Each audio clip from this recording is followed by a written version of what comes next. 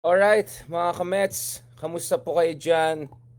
Eto na, just when akala ko nakalusot tayo doon sa isang shutdown na nangyari sa Europe, flying from Ibiza to Barcelona. Naalala niyo, of course, guys, the other week nagkaroon tayo ng shutdown, global shutdown dun sa banking, finance, sa mga others dahil sa nangyaring mistaken update dun sa Microsoft systems. Mukhang hindi naman masyadong apektado yung mga kabayan natin dito sa Pilipinas, pero sa Europe it was crazy. So I had to fly from Ibiza to Barcelona just hours after that. And nung early morning pumunta ako doon, grabe yung pila. Now, pagbalik kong Pilipinas, sabi ko sana umuwi na lang ako ng one day earlier. So kakauwi lang natin kagabi, guys. Pasensya hindi tayo nakapag-live kagabi because I was just so exhausted and I had to wake up 4 a.m. for my next flight. Papunta naman dito sa Cebu! Yeah. Okay, so first time natin sa Cebu in more than, I think, 10 years almost since I've been last time here in Cebu. So it's a pleasure to be here. Grabe yung hospitality. Feeling yayamanin tayo. Presidential suite. Ganyan, ganyan. So let me say, shoutout na tayo sa sponsors natin. Wait lang. Feeling vlogger na talaga. Syempre, di ba?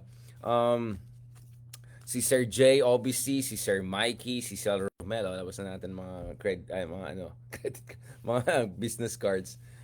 Thank you so much again sa mga kasama natin dito sa Contact Center Association of the Philippines dito sa Contact Island.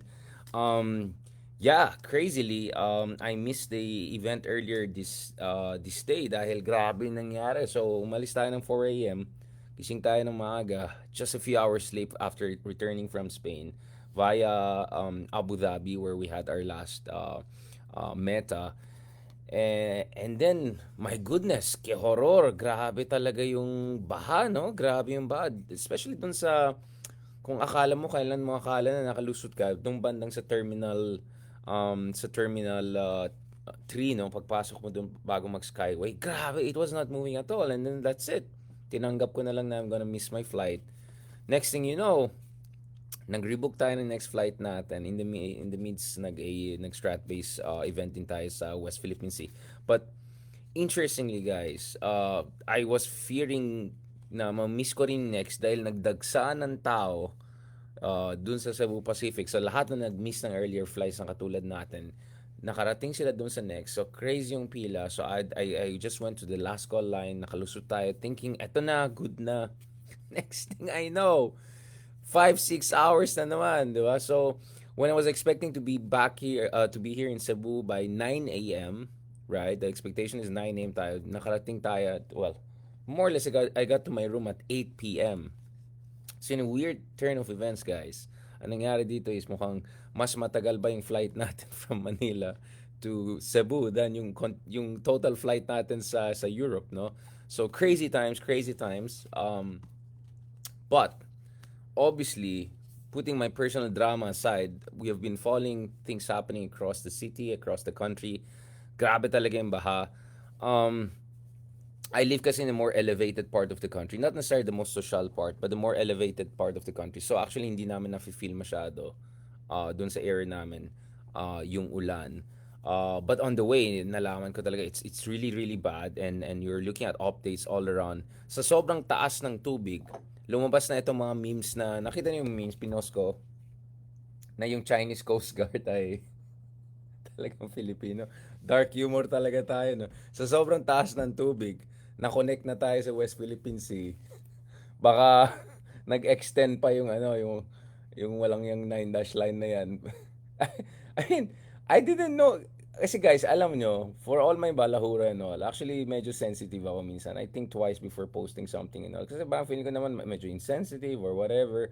But this one was like really crazy, diba? Ito guys, nakita yun. Yung China Coast Guard. Yung China Coast Guard. Sa sobrang taas ng tubig, sabi nakapasok na yung China Coast Guard. Siyempre nagbibiro ng iba, baka pumasok yung China Coast Guard para ano, liktasin ng ano nila, mga kaibigan nila sa Pilipinas. 'Di ba ganoon naman parati yung China Coast Guard pag binubuli ka? Hindi, nandiyan kami para tulungan namin kayo kasi kawawa naman kayo. Andito kami for providing international public services, 'di ba? Andito kami para mag-provide ng environmental studies, mag-provide ng scientific studies. 'Di ba ganun ng China, 'di ba? So baka naman ngayon, ay nandito kami sa Pilipinas. Kasi po dumaan po dito sa Pilipinas doon sa May Tondo. sa QC po, dumaan po sa Scout Barrio, yung mga angkan po namin na si Admiral Charot-Charot, 'di ba? Ang gagawa lang sila ng kunyaring pangalan, pwede na 'yan, 'di ba? Kasi kung gusto nila gamitin si Admiral Zhang He, I'm sorry. Si Admiral Zhang He was not even Chinese Han, okay? He was from Central Asia, he was Persian speaking. Most likely he looked more like someone like me than your average Chinese. But anyway, I don't want to go into the basics of history. I can forward things. But anyway, ang point ko dito guys is yung dark humor ng Pilipinas talagang hindi mo talaga ano. Actually, mas feel ko tong isang meme na to kasi yung isa nakita ko na meron pang Chinese Coast Guard sa may EDSA. Sabi ko parang ano na yan, medyo too much na yan. Sinobrahan nyo na yan. Pero ito, pero I was thinking wala naman dito si Digong. Ay, sorry. Wala naman sa Manila yung mga ano, mga makapili. Ay, sorry. Wala naman sa Manila yung mga ano ba ang tawag natin sa kanila? Yung mga love, love, love China. Kahit, or yung mga nagsasabi na no comment kahit binubulitan ng big time. Anyway, just in case may nakita kayong CGC, Coast Guard China, China Coast Guard, pakitawag na lang yung ano, Philippine Coast Guard. Baka ibang klase talaga yung humor ng Pero in fairness, na-appreciate ko yung humor natin ngayon. Meron ng geopolitics, meron nationalismo. Dati yung mga humor natin, yung mga tipong si artistang ganito, si ganito ganyan, si Diwata ba yan? Pangalan ng ano? Si Diwata. Isa pa yung Diwata na yan. Y- yung cousin ko kahapon. may pinost siya. May pinost siya na Paris Olympics. Tapos yung logo niyan, ang picture nun si Paris Queen. Si pangalan niya, Diwata ba yan? Talagang Pilipino talaga yung sense of humor natin. Napaka masaklap. Ito. Nakita niyo yan, guys. Pinost dyan, Paris 2024. Oh, nakita niyo yan, guys. Di ba ano ba yan, Diwata ba ang pangalan niya? Sino yan? Anong pangalan yan? Si Diwata ba yan? Yan. Anyway, yan. Okay. Okay. Wala eh. Sa sobrang kulang tayo ng tulog at stress natin, napapadala na lang. Alam mo, actually, yan, Diwata, di ba? Si Diwata. Di ba? Nag-isip na lagay si Diwata sa Paris. Uy, pwede siya ha. Exotic ang kanyang beauty, di ba? Ibang klase. Oh my. Alam mo, hindi naman ako nagpapanggap na kawawa tayo or anything like that. May salamat naman sa Diyos, may mga konting ano naman tayo sa buhay. So, check your privileges, hashtag. Dahil guys, may mga nag-post ng videos from BGC. Di ba? May mga nag-post ng videos from BGC na kami naman sa BGC, wala naman ulan dito. Baha, what baha? Yung mga ganun yung mga natas nag-video-video sila, tingin-tingin ng ganyan. Baha, what baha? Gumaganon yung mga taga-BGC natin na kaibigan, yung mga sosyalin, mga yayamanin. Wala namang masama kung nakatira ka sa BGC. I have nothing against that, my friend. Diba? I have nothing against. Dapat nga nag-BGC tayo, kaso kahit yung medyo one bedroom lang, nahirapan na ako bumili nun, diba? But anyways, malay natin, magiging vlogger tayo, di ba? Mga ganun. But anyway, nothing against people living in BGC. I'm just saying, kung magpo-post naman kayo, sana ang angulo po is not, uy, ang ganda dito sa BGC. Parang alam mo yung mga mayayaman na, or yung mga yayamanin, or yumaman lang. Tapos mainit na init. Tapos init na init ang Pilipinas. Summer na heat stroke ang tapos pagpo-post sila. Sarap mag-aircon, di ba? Yung mga aircon friends, yung mga ganun. Na akin lang naman, if you live in a place like BGC or yung mga elevated places kung saan nakatira tayo, actually, the responsible way, no worry guys, ididikit natin. Speaking of responsibility, we'll talk about, VP, si designated self-designated survivor. Talaga, bagay na bagay, self-designated survivor kasi pagka ng baha, alis ka agad ng bansa. Anyway, going back to this guys, na wala pa tuloy yung train of thought natin. And then, going back to this, speaking of, na-distract talaga ako kay ate. No. Ang akin lang, the way I look at this issue guys, ayan, sige, pagtawanin niyo pa yung hair natin, kakaligo lang yan, di ba natin ng gel. Anyway, speaking of privilege, check your privilege. Ako actually, ang basa ko dito sa issue na ito is, okay, maybe there's a reason why bakit hindi nagbabaha sa mga ibang lugar katulad ng BGC or yung mga elevated places. I think yung elevated places medyo gets natin 'yan, 'di ba? Kasi of course, it's just basic topography. You don't need to, I don't know, be a civil engineer or have a background in geology to understand na kung medyo elevated yung area mo, mas mababa yung chance na ma-flood ka. Okay, given na 'yan, 'di ba? But I think the BGC case is quite interesting if you don't take it if you don't take it in a kind of a bitter privileged way. Actually, ang basa ko diyan sa BGC situation is that may kinalaman din ito sa urban planning or rather lack thereof of urban planning sa Pilipinas. In fact, interestingly, kanina nag-post ako sa Twitter about this issue. Sabi ko, is it is it is it ang issue ba dito is whether yung ulan ay sobrang dami or ang issue dito is yes, madami yung ulan pero ang mas problematic dito is yung pagkakulang natin sa urban planning. And actually the reason why is I was looking at a study a while ago which was shared by some of folks. Si Christopher Pachuan, for instance, he shared this very interesting study by architecture folks from Kyoto University and University of the Philippines. It's a very helpful study kasi kung titignan mo yung pag-aaral na yun, guys, ang pinapakita dito is yung problema ng baha sa Pilipinas, panahon pa ng mga Espanyol yan. Yung mga areas na nababaha, panahon pa ng Espanyol nababaha yan. So, ibig sabihin guys, yung issue ng climate change is not the best explanatory framework dito. Diba? It's not the best explanatory framework. Dahil mukhang mas may kinalaman ito sa urban planning. Interesting, sinasabi ng study na ito, no? Let me pull that out. I'll post it later. But yeah, I mean, at least you can read the abstract, guys. Ang title ng study na ito is Flood Control Projects in the Philippines, a Historical Overview, written by Professor Norio Maki of Kyoto University and Richard Reinen of also Kyoto, where he was taking his PhD, and also from the University of the Philippines. No, so it's a UP Kyoto University project study about flood control projects. It's interesting. Sabi niya, floods have been a natural occurrence in the Philippines since the pre-Hispanic time because most settlements are in very close proximity to bodies of water. In short, yung isa sa malaking dahilan ng flooding is yung zoning or yung pagka masyadong lapit, sobrang lapit ng mga ibang mga settlements or mga living areas dun sa mga flood vulnerable areas. So these floods often result in calamities that are aggravated by the uncontrolled urbanization, which brings about even bigger problems. In order to mitigate the effects of flooding, especially in highly urbanized areas, different flood control projects have been undertaken by the Philippine government. But despite these efforts, the problem persists and continues to threaten the growing population, especially with climate change. This paper looks into different projects in combating flooding from the Hispanic period to the present, but this is an interesting one. This is done by looking into flood control projects through the archives of the Bureau of Public Works or Public Works and Highways and other literature and categorizing them as risk reduction strategy or risk avoidance strategy.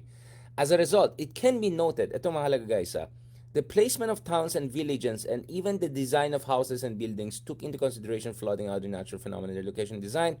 This is an effective risk avoidance strategy, as in the case of, for instance, San Juan in Batangas.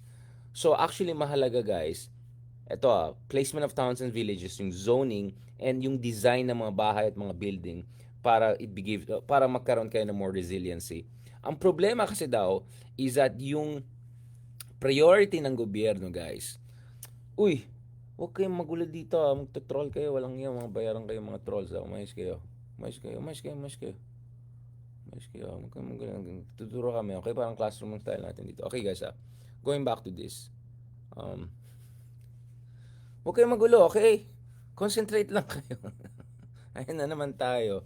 O yung mga kadidiyas yan, mamaya na kayo magkalat. Di pa tayo napunta, guys, di pa tayo nakapunta kay, yung mother nyo. Nakarating na ba siya sa Germany? O mamaya na, wait lang. Ito guys, ito mahalaga sa study na ito. Ang sinasabi ito is, ang problema kasi dito is, kaysa unahin yung mas mahalagang solusyon dito sa suliranin na to, which is zoning at yung proper locations ng construction. Ang problema kasi nangyari sa Pilipinas is, inunahan yung flood control projects focus mainly on costly structural solutions or risk reduction strategies. katulad ng Mangahan Floodway. Ang problema is failure to finish and or maintain these projects rendered them ineffective, just like what happened during Typhoon Ondoy. Therefore, the most effective solutions in mitigating the effects of flooding are mostly non-structural in nature, meaning dapat unahin mo yung zoning at saka siguraduhin mo mga tao hindi nakatira malapit sa flood-prone areas or dyan sa Marikina, di ba? We can have a long conversation about that area, yung isang malaking mall dyan, o alam niyo na this.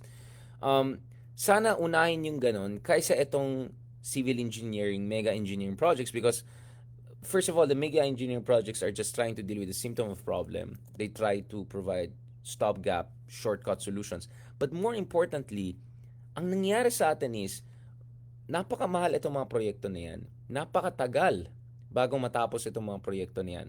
Tapos minsan, palpak pa. Hindi maganda yung pagkagawa ng proyekto, hindi natapos sa oras, tas hindi rin na maintain na mabuti. And therefore, you see all of the problems that we're seeing dito sa case ng Pilipinas. So this is what I wanna emphasize, mga kameta. As much as, of course, pwede natin laitin yung mga taga BGC or ta mga ibang lugar na bakit sa buhay ganyan. Actually, the reason why maraming lugar na hindi nababa is because of proper elevation and proper zoning, not to mention proper urban planning and mga other things. So I think we also can look at it from that angle. Okay, now, speaking of responsibilities, speaking of leadership, parati ko sinasabi, napakamahalaga na you get leadership right. Okay? Questions of leadership are extremely, extremely important. Okay? And you need leaders, guys. You need leaders na who understand the basics when it comes to science, when it comes to city planning. Hindi yung nanampal lang ng mga ibang piskal dahil layo nila yung nangyayari or nagmamaganda sa tao or gusto lang makita na kunyari ano sila. Hindi ganoon. Hindi nadadaan sa sapak at saka mga ano yan, guys. Okay? Just to be clear about this. Ang leadership is about public service. And I think what caught the attention of many people, all right? Many people. Ayan naman, people. What caught the attention of many people is, okay, gets ko guys, lahat naman ng tao may karapatan mag-abroad. Karapatan na bisitahin siguro yung mga pamilya nila, ganun-ganun. Kaya nung una, parang ayoko nung comment. Alright? Sabi ko, dito na lang muna tayo sa Philippine Coast Guard. Ay, sa China Coast Guard, di ba? Um, but it's very interesting to keep in mind na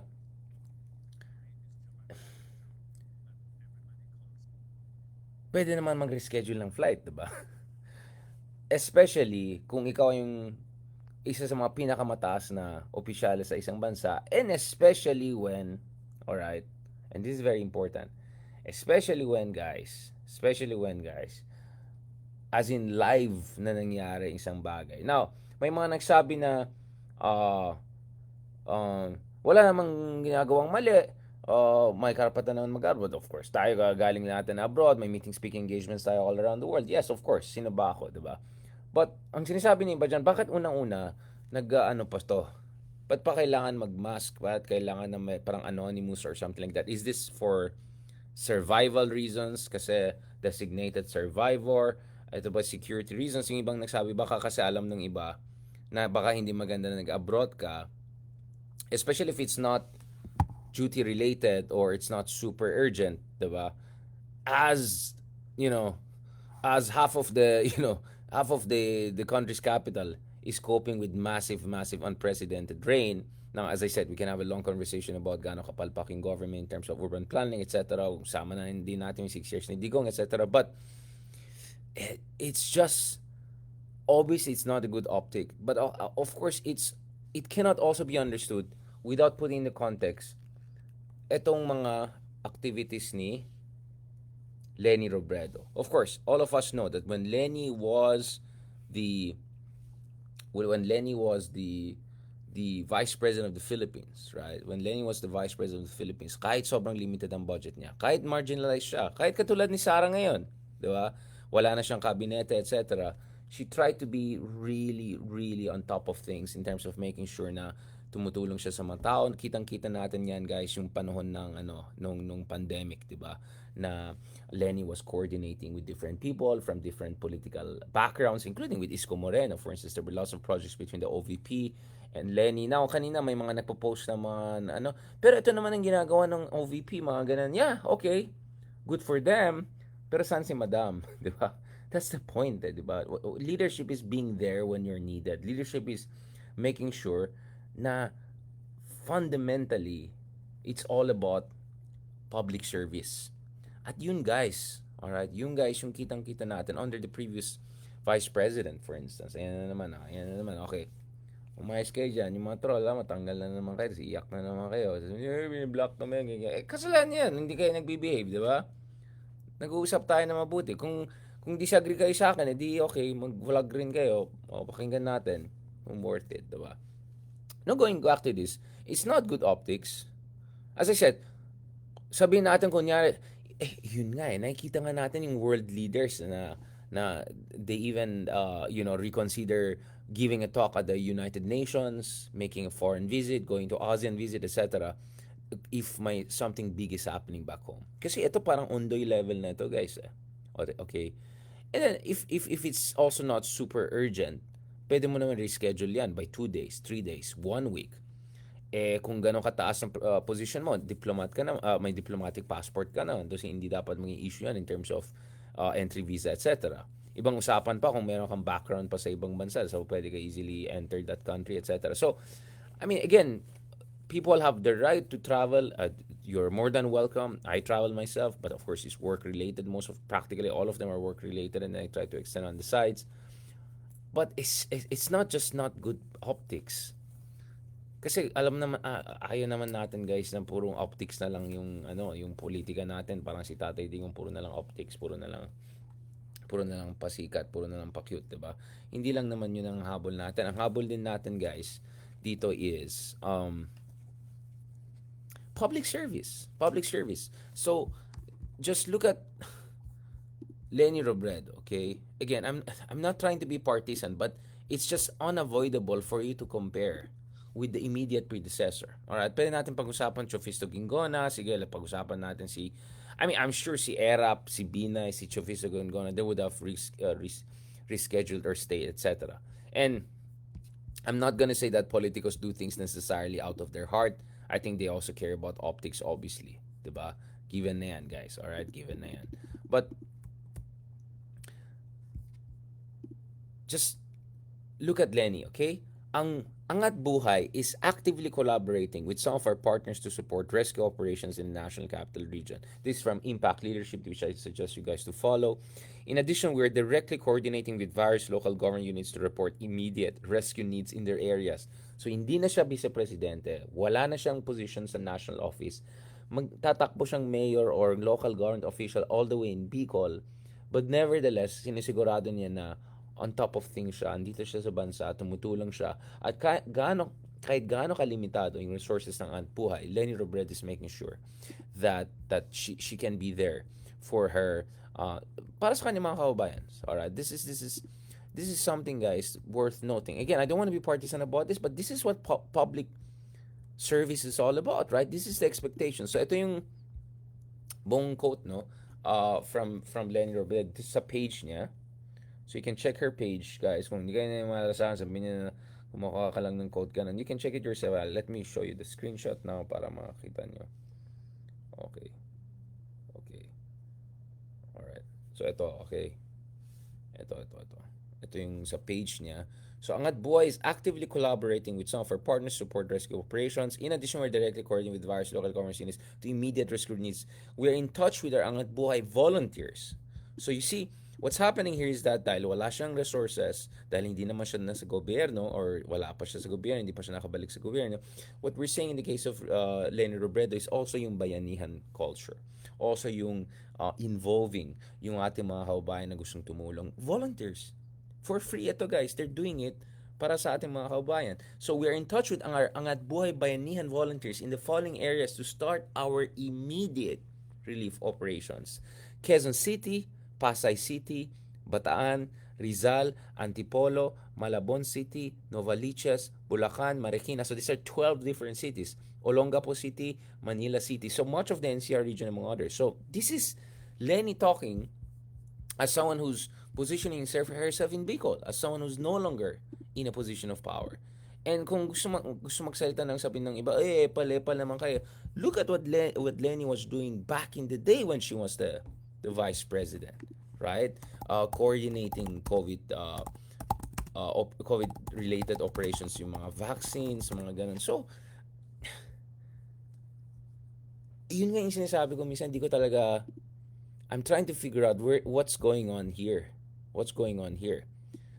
Is it lack of sensitivity? Is it, um, kasi, amin natin, pagdating sa PR naman and performativity, si Tatay Digong naman wala siyang ano eh. Kumbaga nung umulan ng performance politics, talagang all the way naligo siya, 'di ba? Um, so I sometimes wonder bakit ganun yung isa, 'di ba? Na considering yung tatay niya ay hari ng, some would say epal, but some would say hari ng performative politics, some would say hari ng action politics or whatever you want to call it. Ito hindi ko talaga maintindihan, and this is not the first time na may nangyaring situation that you would have expected someone na automatic yan, dapat ganun, and then hindi ginagawa. In the same way na minsan nagjo-joke, nagbibiro, or may nagsasabi na, ay hindi yan joke, pero hindi rin yan seryoso. Ano ba talaga to?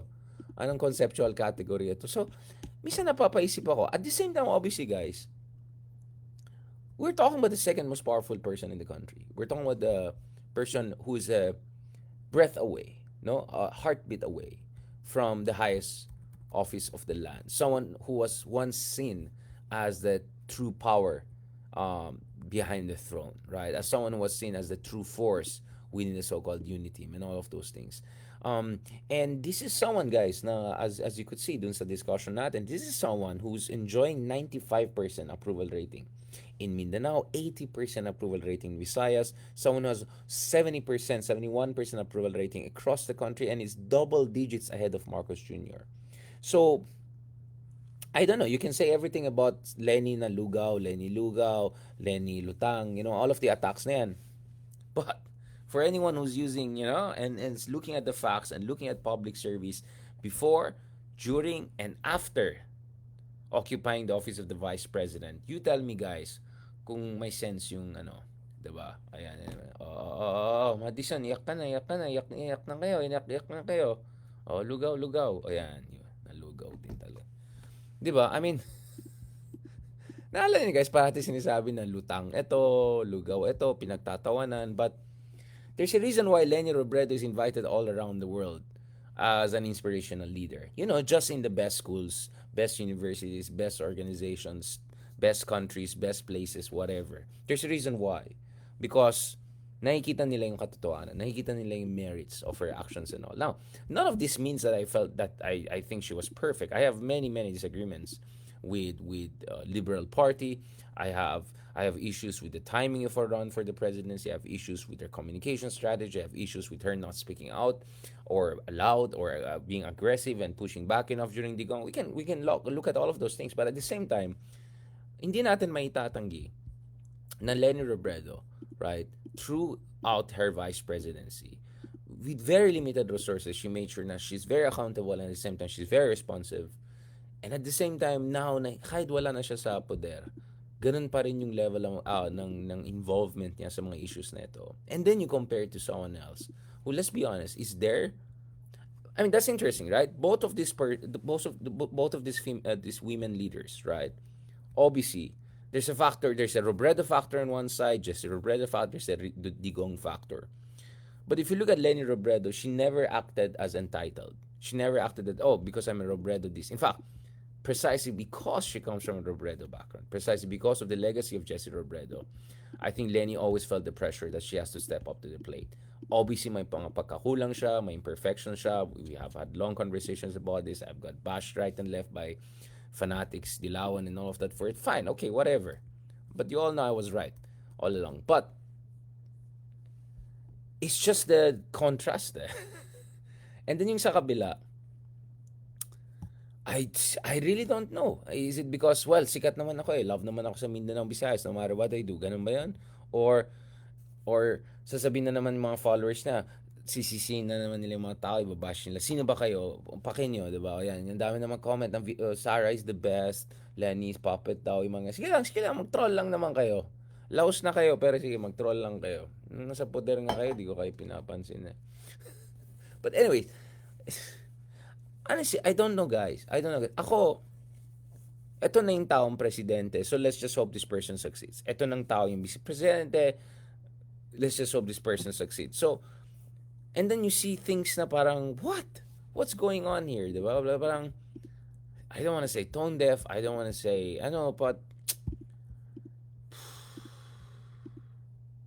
I mean, why even become a national level politician, right? If you're not going to be there when national crisis is happening, when crisis is happening in the capital of the country, in the heartland of the Philippines, in the heartland of the Philippines, political and economic capital. Oh, yeah, given na siguro you're from the other regions of the country, given na yan. But, when major crisis happen, this is not about solid South versus solid North. This is not about Mindanao versus Imperial Manila. Ang pinag-usapan dito yung mga kababayan natin. So I don't know. I'm just sometimes wondering what is really going on here. Now, so don't worry about it later this week. Actually, tomorrow. Pag-usapan natin yan with si 0.6%, Mr. 0.6% Liamas. Pag-usapan natin na what's going on here, right? So you can look at also my recent interview um with Sarah, with Sarah, with with Justice Carpio about Sarah, what's her read. But I want to go back to this. So the other week we were wondering what the heck is she trying to do with this statement on, on this designated survivor or whatever. And then yung pinagsasabi ng tatlong senador na Duterte ang tatapon na kahit sarili niyang tatay, pinagtawanan lang yung idea na yan. Baka nga, isa nga lang mahihirapan na. There are many times na parang, what's going on here, di ba? And then, ito na naman ngayon na parang pwede ka naman mag-reschedule, di ba? Pwede ka naman, I mean, obviously, Marcos alone cannot do it. You need the number two, you need number three. Everyone has to be there. It's extremely, extremely important. But instead of that, what we're seeing is this. Ayan, attack, lugaw, panot, yung mga ganun. Ayan, mablock ka rin, Miguel Boy. Ayan, sige, obviously naman troll ka naman. Pangalan mo pa lang, obviously na troll. Sorry na sa 8 followers mo, ha? Pasensya na. Di na sila makaano. Diba, guys? I mean, but, this is also when you see strength of leadership. This is also where you see essence of public service. All right. So now I was just in Netherlands the other week, diba? Spain is ibang usapan. We can have a great discussions about Pedro Sanchez, their progressive government there. But you know what I like about Europe, and I don't see this also in the US, is mga politiko sa mga bansa na yan are treated, yes, literally as servants, public servants. Alright? Nakita niyo yung mga videos na nung kaka-retire lang, kaka-change of administration sa Netherlands, di ba? Nag-buy lang yung outgoing, tapos sinindo lang siya nung incoming prime minister, tapos sumakay lang siya sa bicycle niya, tapos umalis siya, ganun. Or tignan mo yung passing of the baton from Rishi Sunak to the new British Prime Minister, and then nagbibiroan sila, and then and look at how they seem genuinely humble, right?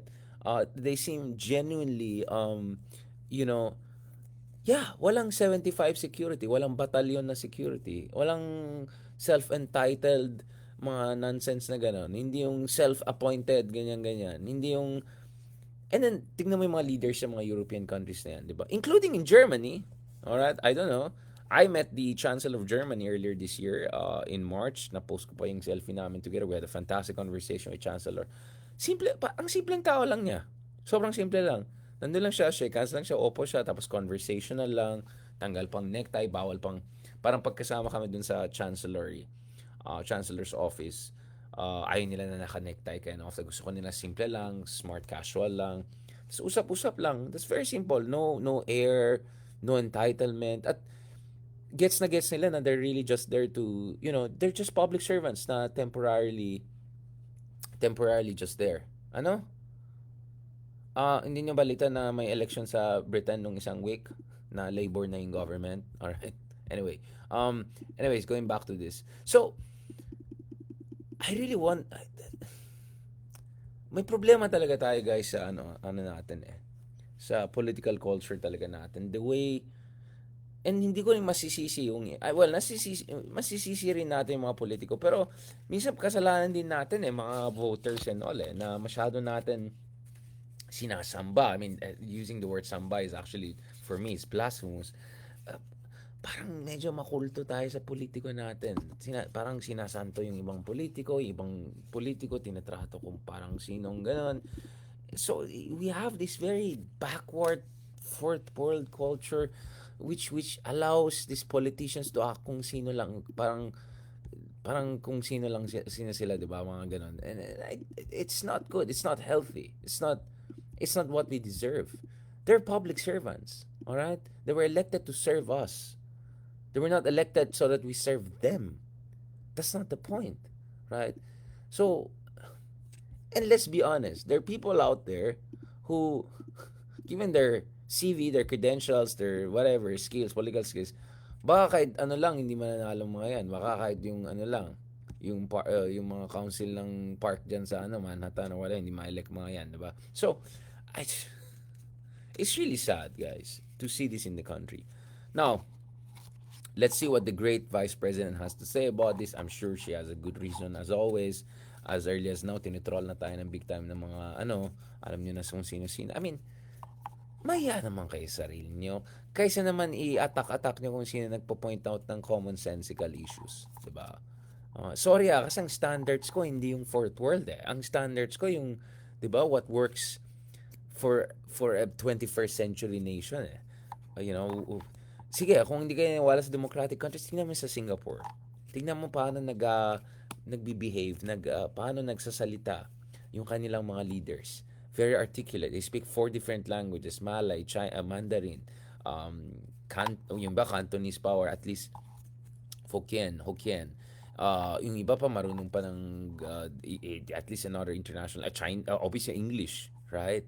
And then yung tignan mo yung pakikitungo nila sa mga tao. Look at how they're, again, Singapore is not even democratic. Just let's be absolutely clear about it. But at least yung level of interaction, right? Because I've met top officials from Singapore and others.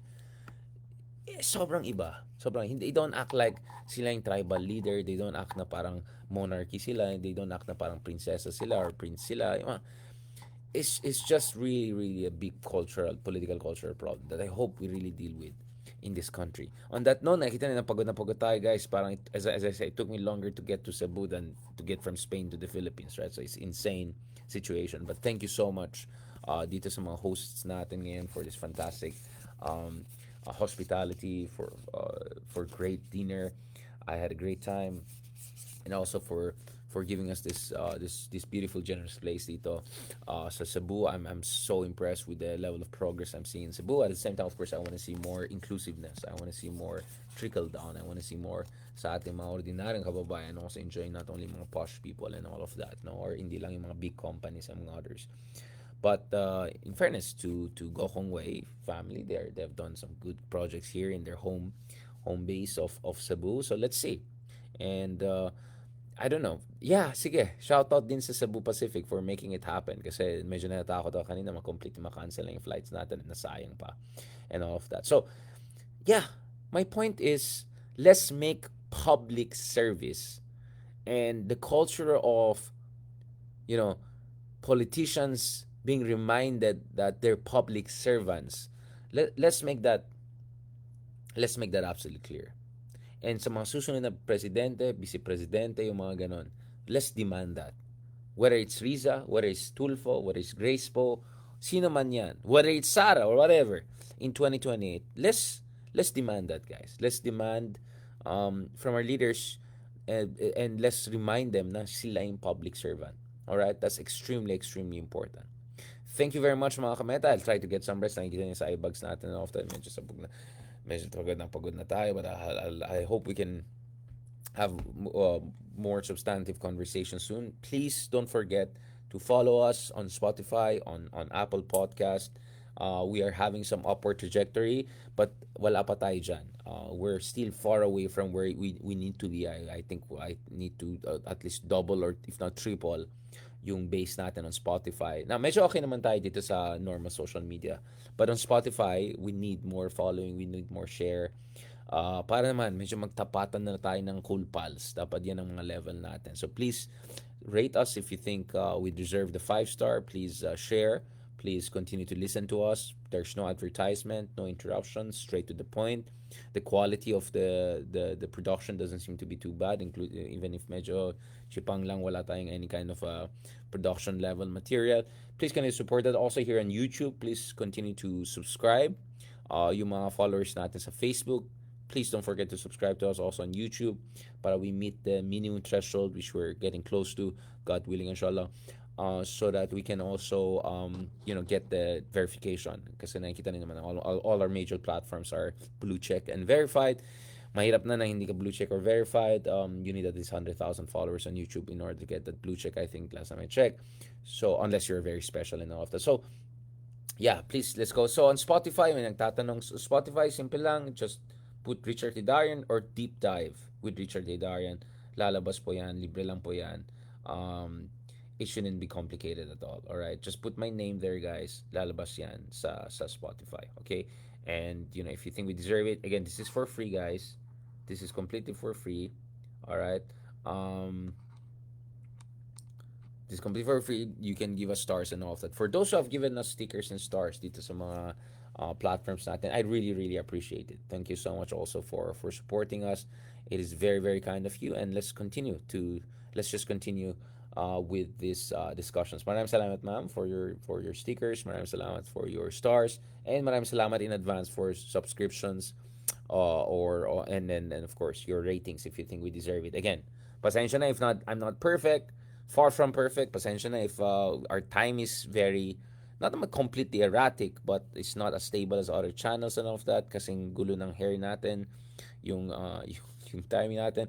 But I hope you at least appreciate na I'm doing my best here to give you my sense of things in the most educated way possible under the most tense and circumstances. I hope you appreciate that yung effort natin. And hopefully as we build more and more following, we build more and more people, including dito sa TikTok, sana mga gawa natin is to host big events. As I said, hosting a Spotify big event katulad ng mga Cool Pals friends natin is I think the eventual target we have here. God willing, sometime next year, maybe great kung kasabay ito ng elections. Maybe we're looking also at kind of a ano ba, Justice League, Marvel's version, something like that, siguro together with Cool Pals, Kristan, all of them together. Maybe we can also have events like that. So please just, I'm telling you guys, just you listening to us, just subscribing to us, just rating us, that itself is very great. And when you guys give stars, stickers, whatever, it's really heartens us, it really supports us and make us feel na talaga this is something professional. As you know, my daytime job, or actually even nighttime job, is really writing, teaching, consultancies, doing standard things that professors, academics, and columnists do, no, writing columns, etc. But thanks to your tremendous amount of support, guys, salamat sa inyo. Parang tinitrato ko na halos parang it's a professional. This vlogging thing is now almost a job to me, right? And God willing, as we build up more support, more momentum here, maybe I will be in a position, not only financially but also morally and intellectually, hopefully be in a position to cut back on other commitments. Of course, I would always want to have one foot in the academy. I'm extremely grateful for the opportunity to teach in the country's leading university, teaching graduate school for that matter, in UP Diliman. I'm extremely grateful for having the platform being columnist at in the country's leading newspaper, Philippine Daily Inquirer. I'm more than grateful also for the chance for having my own little TV shows, One News TV5, The View from Manila. You can check it for free on YouTube. I'm extremely grateful for all of those things. And yet, what I also really appreciate here is that I'm beginning to feel na this is legit, guys. This is legit. Alam niyo naman, guys, nagsimula tayo na parang ano lang to, di ba? I'm just hindi naman completely bloviating. This was my way of getting things out. This was my way of coping with crazy politics in the Philippines. This was my way of getting the message out. This was our way of, I mean, some pa-cute, mukhang stupid. Well, I get it, all right? But I hope people understand. Medyo traumatic ang politics natin. Especially for people like me na medyo idealistic, medyo may ideas ng best practices, medyo has traveled all around the world, medyo nag-aral ng mga iba't ibang political systems, medyo alam na siguro may pag-asa din ng Pilipinas. So these platforms are really, really important. And kanina, just like previous days, I was really heartened to see na marami tayong mga kameta rin pala, no? Who come from very diverse background. People from business world, you know, pretty senior people. Kanina rin, shoutout din pala dun sa mga ibang kameta natin na kasama natin on the way to Cebu.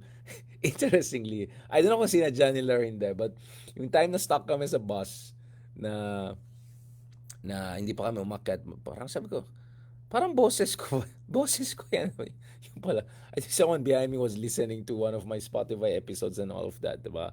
I know other people were. So, I'm not saying celebrity attire or anything like that, okay? Or maybe academic celebrity. Although, academic celebrity sounds like an oxymoron, right? But anyway, but I appreciate it, guys. I appreciate that we're getting this message out. And ako naman, it's not about me alone being the voice of reason and all of that. First of all, no one is perfect and no one is gonna get everything right, and no one knows everything. No one except God, the Almighty. But the other thing, having said that though, what I appreciate here is that at least we can pass down the good message, and I see more and more people in positions of influence, thought leaders, concerned citizens listening to us, and also spreading the message. So I'm also here to pass a certain sensibility to you guys, critical thinking. Yun po. Yun pong ano. Hindi ko alam sa artista yun kasi tingnan niyo, book pa lang sila na. Okay, but hopefully, pag may budget na tayo, gawa rin tayo ng ano, kasama na rin yung mga makeup and all of that. But for now, guys,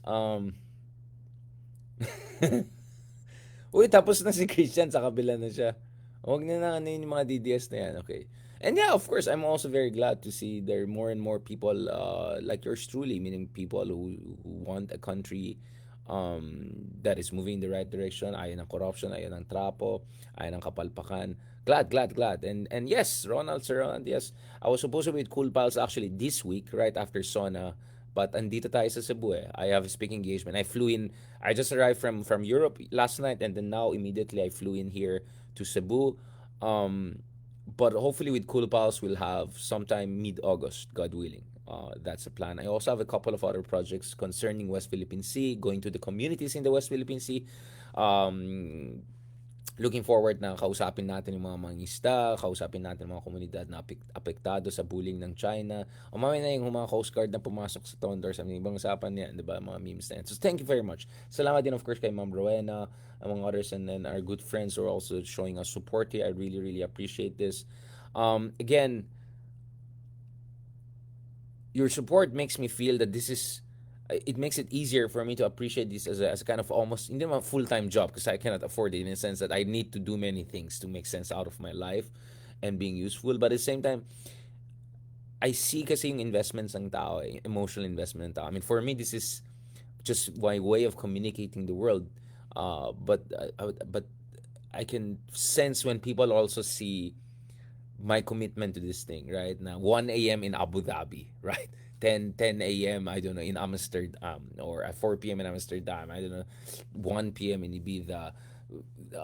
What was that time? 2 a.m. in Greenland, Kangerlussuaq, and 7 p.m. in I don't know Copenhagen, New York 10 p.m. or 10 a.m. in New York and Washington D.C. Stanford, that was very hard. What is that? 11 p.m. Because of the time differences and all. So I appreciate that. 7 a.m. or 8 a.m. actually, if Stanford or when I was in Berkeley with Lelo. So it's not easy at all. But for me, kasi consistency is king. Eh. You just have to put your heart and soul into something, and people will begin to appreciate it. No matter all the bashing you get for saying the right things, and for the bashing you get for having a bad hair day or days or weeks rather, or mukhang pagod ka and ano,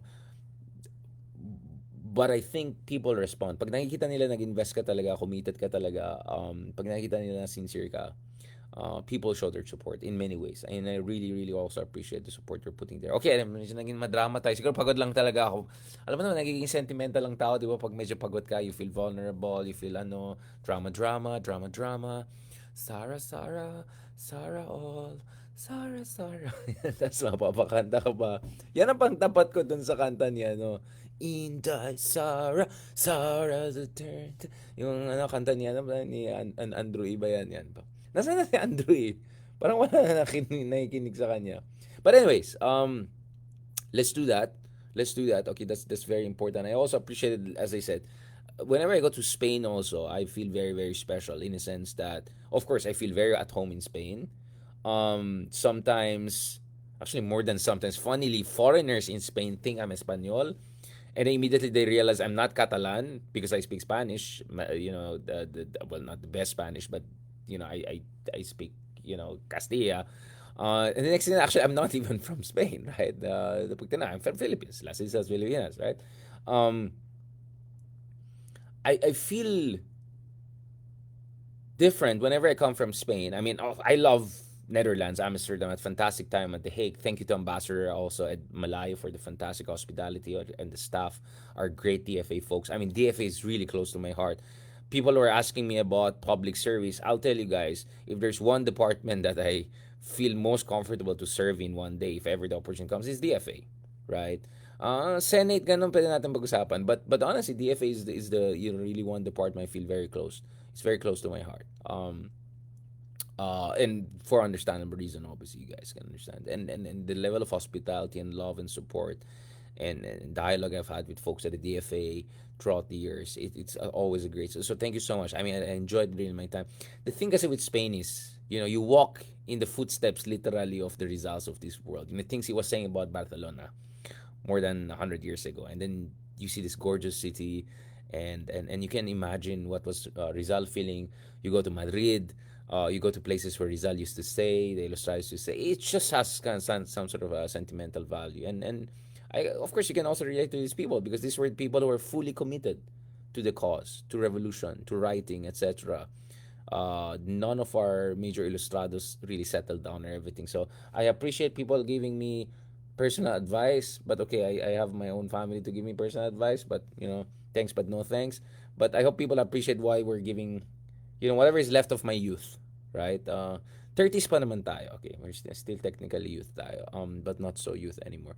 But I'm trying to, as long as I have this kind of level of energy and commitment, I want to give my best here. All right, and then mamaya pag-usapan natin ibang bagay. All right, thank you very much. God bless, and talk to you soon. Have a good day. Salamat po.